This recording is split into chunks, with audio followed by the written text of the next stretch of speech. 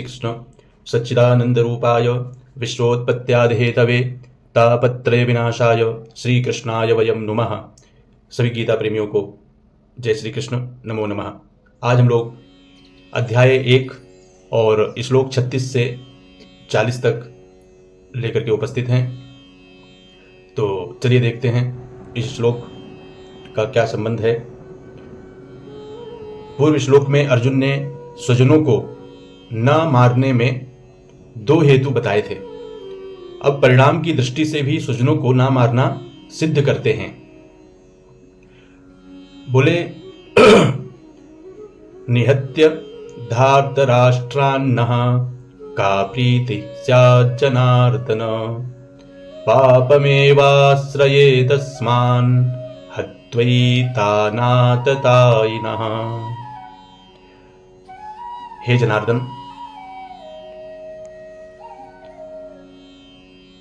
धार्तराष्ट्रान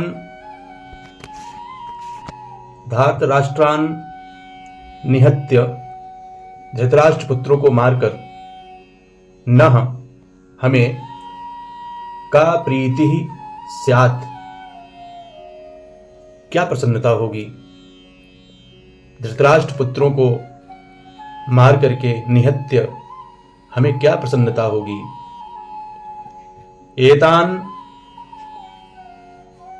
एतान आततायिनः हत्वा पापम एव आश्रये अस्मान पापम एव आश्रये। ये जो आततायी लोग हैं, इनको मार करके हमें उल्टा पाप ही लगेगा। तो इसीलिए इनको मारने से हमें कोई किसी भी प्रकार की प्रसन्नता होने वाली नहीं है। उल्टे ये आतताई लोग हैं और इन आतताइयों को मारने से हमें पाप के सिवा और कुछ प्राप्त होने वाला नहीं है। तो इस श्लोक की व्याख्या देखते हैं। धृतराष्ट्र के पुत्र और उनके सहयोगी दूसरे जितने भी सैनिक हैं, उनको मारकर विजय प्राप्त करने से हमें क्या प्रसन्नता होगी। अगर हम क्रोध अथवा लोभ के वेग में आकर इनको मार भी दें तो उनका वेग शांत होने पर हमें रोना ही पड़ेगा। अर्थात क्रोध और लोभ में आकर हम क्या अनर्थ कर बैठे, ऐसा पश्चाताप ही करना पड़ेगा। कुटुंबियों की याद आने पर उनका अभाव बार बार खटकेगा, चित्त में उनकी मृत्यु का शोक सताता रहेगा। ऐसी स्थिति में हमें कभी प्रसन्नता हो सकती है क्या? तात्पर्य यह है कि इनको मारने से हम इस लोक में जब तक जीते रहेंगे तब तक हमारे चित्त में कभी प्रसन्नता नहीं होगी और इनको मारने से हमें जो पाप लगेगा वह परलोक में हमें भयंकर दुख देने वाला होगा। आतताई शब्द की आतताई 6 प्रकार के होते हैं, ऐसा कहना है राम सुखदास जी का। आग लगाने वाला नंबर 1 प्रकार का आतताई होता है। विष देने वाला, हाथ में शस्त्र लेकर मारने को तैयार हुआ, धन को हरण करने वाला, जमीन अथवा राज्य छीनने वाला और स्त्री का हरण करने वाला, ये 6 प्रकार के आतताई होते हैं। दुर्योधन आदि में ये 6 ही लक्षण घटते थे। उन्होंने पांडवों को लाक्षागृह में आग लगाकर मारना चाहा था, भीमसेन को जहर खिलाकर जल में फेंक दिया था, हाथ में शस्त्र लेकर वे पांडवों को मारने के लिए तैयार थे और द्यूत क्रीड़ा में छल कपट करके उन्होंने पांडवों का धन और राज्य हर लिया था। द्रौपदी को भरी सभा में आकर दुर्योधन ने मैंने तेरे को जीत लिया है, तू मेरी दासी हो गई है आदि शब्दों से बड़ा अपमान किया था और दुर्योधन आदि की प्रेरणा से जयद्रथ द्रौपदी को हर कर ले गया था। तो शास्त्रों के वचन के अनुसार आतताई को मारने से मारने वाले को कुछ भी दोष अथवा पाप नहीं लगता। नातताई वधे दोषो हंतुर भवति कश्चन, मनुस्मृति में भी ऐसा कहा गया है। परंतु आतताई को मारना उचित होते हुए भी मारने की क्रिया अच्छी नहीं है। शास्त्र भी कहता है कि मनुष्य को कभी किसी की हिंसा नहीं करनी चाहिए। न हिंस्यात् सर्वभूतानि, हिंसा ना करना परम धर्म है। अहिंसा परमो धर्मः। अतः क्रोध लोभ के वशीभूत होकर कुटुंबियों की हिंसा का कार्य हम क्यों करें? आतताई होने से ये दुर्योधन आदि मारने के लायक हैं ही, परंतु अपने कुटुंबी होने से इनको मारने से हमें पाप ही लगेगा, क्योंकि शास्त्रों में कहा गया है कि जो अपने कुल का नाश करता है वह अत्यंत पापी होता है। सएव पापिष्ठतमो यह कुर्यात् कुलनाशनम। अतः जो आतताई अपने खास कुटुंबी हैं उन्हें कैसे मारा जाए? उनसे अपना संबंध विच्छेद कर लेना, उनसे अलग हो जाना तो ठीक है, पर उन्हें मारना ठीक नहीं है। जैसे अपना बेटा ही आतताई हो जाए तो उससे अपना संबंध हटाया जा सकता है, पर उसे मारा थोड़े ही जा सकता है। तो ये व्याख्या है। और एक श्लोक है जो वशिष्ठ स्मृति में आया है। आतताई किसे कहते हैं? अग्निदो गरदश्चैव शस्त्रपाणिर्धनापः क्षेत्रद्वारापहर्ता च सटेते ह्याततायिनः। तो इसका अर्थ ऊपर ही बताया गया है। आग लगाने वाला, विष देने वाला, शस्त्र लेकर मारने को उद्यत हुआ, धन का हरण करने वाला, जमीन छीनने वाला और स्त्री का हरण करने वाला, ये 6 ही आतताई हैं, ऐसा वशिष्ठ स्मृति में लिखा हुआ है। तो चलिए हम लोग अगले श्लोक की तरफ चलते हैं। इस श्लोक का संबंध क्या है? पूर्व श्लोक में युद्ध का दुष्परिणाम बताकर अब अर्जुन युद्ध करने का सर्वथा अनौचित्य बताते हैं। तस्मान्नार्हा वयं हन्तुं धार्तराष्ट्रान् स्वबान्धवान् स्वजनं हि कथं हत्वा सुखिनः स्याम माधव। तस्मात् स्वबान्धवान्, अपने बांधवों, धार्तराष्ट्रान, धृतराष्ट्र पुत्रों को, हन्तुम, मारने में, वयम न अर्हाः, इसीलिए अपने बांधवों को, जो हमारे जो बांधु हैं, धृतराष्ट्र हैं, इन्हें मारने के लिए वयम न अर्हाः, मैं योग्य नहीं हूं। इसीलिए अपने बांधवों को, अपने भाई बंधुओं को मारने में मैं समर्थ नहीं हूं। हे माधव,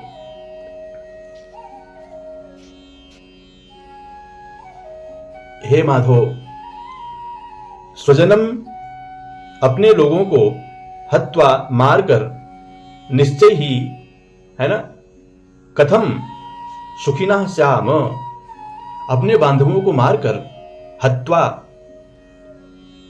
इक्त्वा प्रत्यय जिसका अर्थ होता है मारकर, कथम सुखिनः स्याम, अपने बंधु बांधवों को मार करके मैं कैसे सुखी रहूंगा। तो स्वबान्धवान् धार्तराष्ट्रान् हन्तुम वयम न अर्हा ही, क्योंकि स्वजनम हत्वा सुखिनः कथम स्याम, अपने स्वजनों को मार करके मैं सुखी कैसे रहूंगा। यह शब्दार्थ है, आप चाहे तो देख सकते हैं। व्याख्या देख लेते हैं। तस्मान् नार्हा वयम हन्तुम धार्तराष्ट्रान् स्वबान्धवान्। अभी तक पहले अध्याय के 28वें श्लोक से लेकर यहां तक मैंने कुटुंबियों को ना मारने में जितनी युक्तियां अथवा दलीलें दी हैं, जितने विचार प्रकट किए हैं, उनके रहते हुए हम ऐसे अनर्थकारी कार्य में कैसे प्रवृत्त हो सकते हैं। अपने बांधव इन धृतराष्ट्र संबंधियों को मारने का कार्य हमारे लिए सर्वथा ही अयोग्य है, अनुचित है। हम जैसे अच्छे पुरुष ऐसा अनुचित कार्य कर ही नहीं सकते हैं। स्वजनम ही कथम हत्वा सुखिनः स्याम माधव। हे माधव, इन कुटुंबियों को मरने की आशंका से ही बड़ा दुख हो रहा है, संताप हो रहा है, तो फिर क्रोध तथा लोभ के वशीभूत होकर हम उनको मार दें तो कितना दुख होगा। उनको मारकर हम कैसे सुखी होंगे। यहाँ ये हमारे घनिष्ठ संबंधी हैं। इस ममता जनित मोह के कारण अपने क्षत्रियोचित कर्तव्य की तरफ अर्जुन की दृष्टि ही नहीं जा रही है। कारण कि जहाँ मोह होता है वहां मनुष्य का विवेक दब जाता है, और विवेक दबने से मोह की प्रबलता हो जाती है। मोह के प्रबल होने से अपने कर्तव्य का स्पष्ट भान नहीं होता। तो इस श्लोक में यहां पे देख लेते हैं आतताई के विषय में क्या कहा गया है। आतताई को मार दे या अर्थशास्त्र है, और किसी की भी हिंसा ना करें यह धर्मशास्त्र है। यहां दो विषयों को देख लीजिए, एक तो अर्थशास्त्र, दूसरा धर्मशास्त्र। आतताई के विषय में क्या कहता है? तो अर्थशास्त्र कहता है कि आतताई को मार दें, और धर्मशास्त्र कहता है कि किसी की भी हिंसा ना करें। जिसमें अपना कोई स्वार्थ यानी मतलब रहता है वह अर्थशास्त्र कहलाता है, और जिसमें अपना कोई स्वार्थ नहीं रहता वह धर्मशास्त्र कहलाता है। अर्थशास्त्र की अपेक्षा धर्मशास्त्र बलवान होता है। अतः शास्त्रों में जहां अर्थशास्त्र और धर्मशास्त्र दोनों में विरोध आए वहां पे अर्थशास्त्र का त्याग करके धर्मशास्त्र को ही ग्रहण करना चाहिए, ऐसा याज्ञवल्क्य की स्मृति में कहा गया है। याज्ञवल्क्य स्मृति में ऐसा कहा गया है, स्मृत्योर विरोधे न्यायस्तु बलवान व्यवहारतः अर्थशास्त्रात्तु बलवत् धर्मशास्त्रमिति स्थितिः। तो अर्थशास्त्र से तु बलवत्, बलवत् यानी बलवान, और धर्मशास्त्रम इति स्थिति, धर्मशास्त्र होता है, ऐसी स्थिति बताई गई है याज्ञवल्क्य की स्मृति में। चलिए अगले श्लोक की तरफ चलते हैं। इस श्लोक का संबंध है, अब यहां यह शंका होती है कि जैसे तुम्हारे लिए दुर्योधन आदि स्वजन हैं, ऐसे ही दुर्योधन आदि के लिए भी तो तुम स्वजन हो। स्वजन की दृष्टि से तुम तो युद्ध से निवृत्त होने की बात सोच रहे हो, पर दुर्योधन आदि युद्ध से निवृत्त होने की बात ही नहीं सोच रहे हैं। इसका क्या कारण है? इसका उत्तर अर्जुन आगे के 2 श्लोकों में देते हैं। अर्जुन ने कहा, यद्यप्येते न पश्यन्ति लोभोपहत चेतसः कुलक्षयकृतं दोषं मित्रद्रोहे च पातकम् कथं न ज्ञेयमस्माभिः पापादस्मान्निवर्तितुम् कुलक्षयकृतं दोषं प्रपश्यद्भिर्जनार्दन। अर्जुन ने कहा, हे जनार्दन, यद्यपि लोभोपहत चेतसः, लोभ से भ्रष्ट हो गया है चित्त जिनका, लोभ ने नष्ट कर दिया है चित्त जिनका, ऐसे लोभोपहत चेतसः, ये जो एते, यद्यप्येते, यद्यपि प्लस एते, यद्यप्येते, एते कौन है? ये दुर्योधन इत्यादि जो धृतराष्ट्र के पुत्र हैं, धार्तराष्ट्र। तो ये जो लोभ से इनका चित्त जो उपहत हो गया है, इन लोगों का, ये लोग कुलक्षयकृतं दोषम, कुल के नष्ट करने से उत्पन्न जो दोष है, कुल क्षय यानी नष्ट होना, कृतम यानी उससे जो उत्पन्न दोष है, और मित्रद्रोहे च पातकम, मित्रों से व्यवहार खराब अथवा मित्रों से विरोध करने से जो पाप उत्पन्न होता है, इसको ये लोग न पश्यन्ति, ये लोग नहीं जान रहे हैं।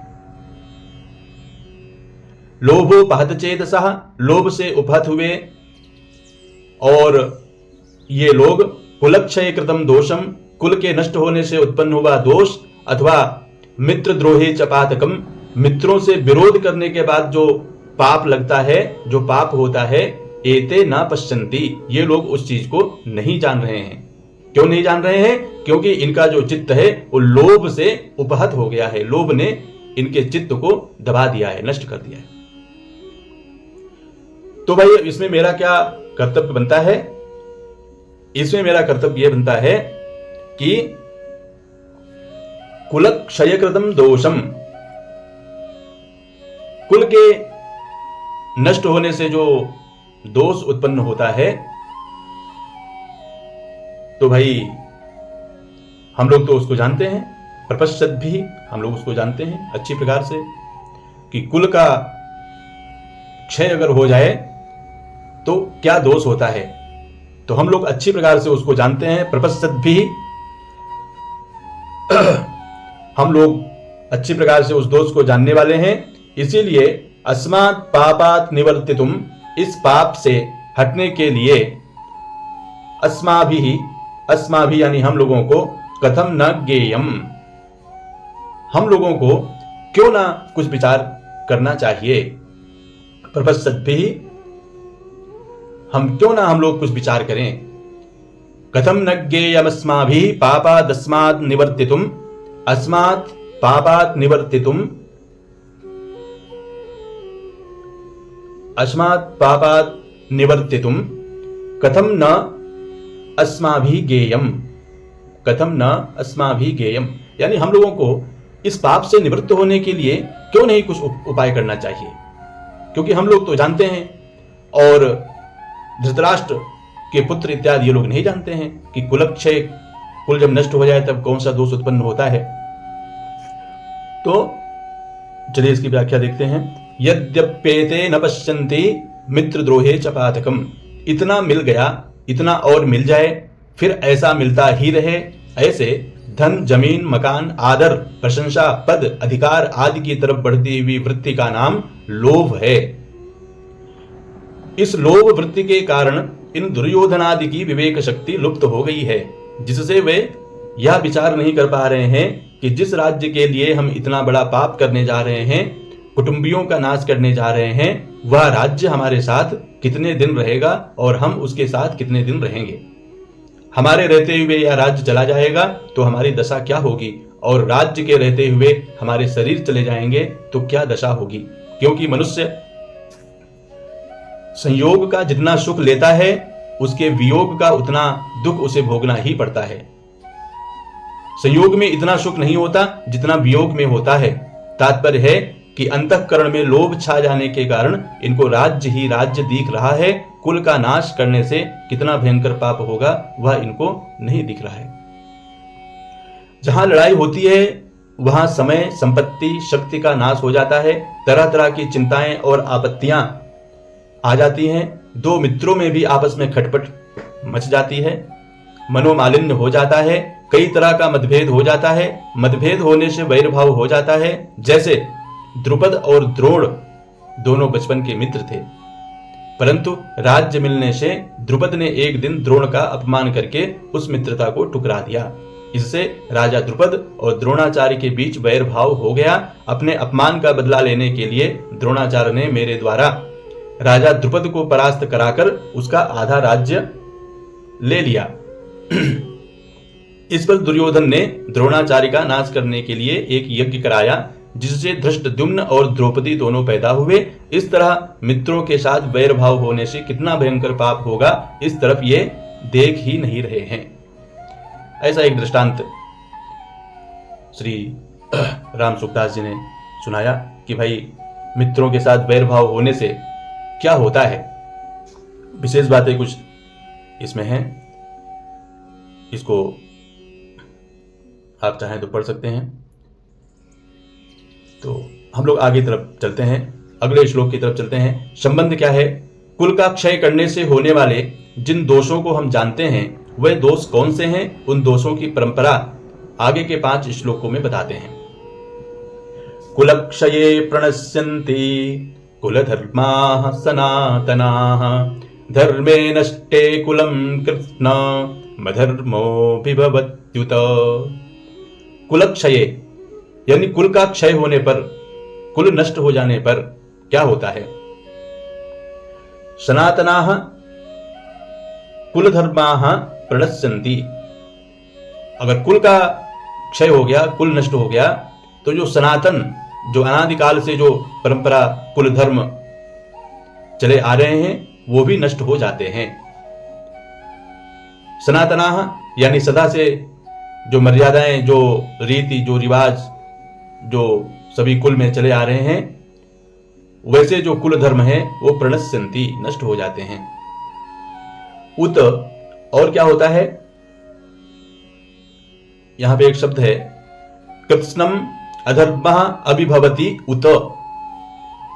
तो धर्मे नष्टे, जब धर्म नष्ट हो जाता है, धर्मे नष्टे कृत्स्नम कुलम, जब कुल से धर्म नष्ट हो जाता है तब संपूर्ण जो कुल है, संपूर्ण कुल में कृष्णम, कृष्णम यानी संपूर्ण, कुलम यानी कुल में, अथवा संपूर्ण कुल में अधर्मः अभिभवति, अधर्म संपूर्ण कुल को अधर्म दबा देता है, अभिभवति।